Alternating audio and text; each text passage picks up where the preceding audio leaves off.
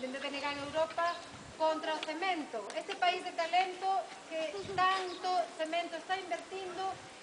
pola degradación dos nosos espacios naturais, que ao final son o valor desta Galiza, non? Unha Galiza totalmente machacada polas construccións e en especial con unha política pesqueira que podería ser e unha política medioambiental que podería ser obxecto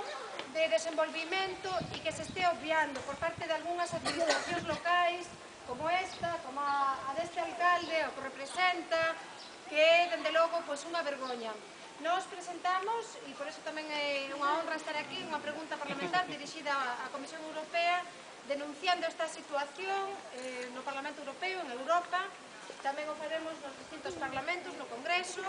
para darlle valor ao que significa o espazo natural, o que significa o valor da xente, o que significa o aprecio polo noso, e o que significa o valor da terra e o valor do mar, non? E consideramos que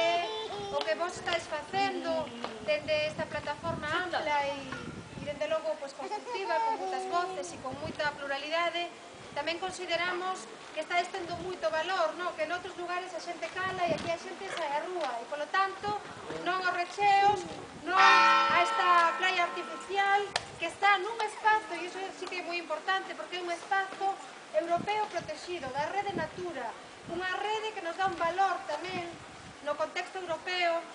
e que nos temos que luitar para defendela e non para que quede nun mero cartel que poña Rede Natura, pero con un porto aí que vai a comprometer o futuro desta vila nos vindeiros anos. Así que, adiante, e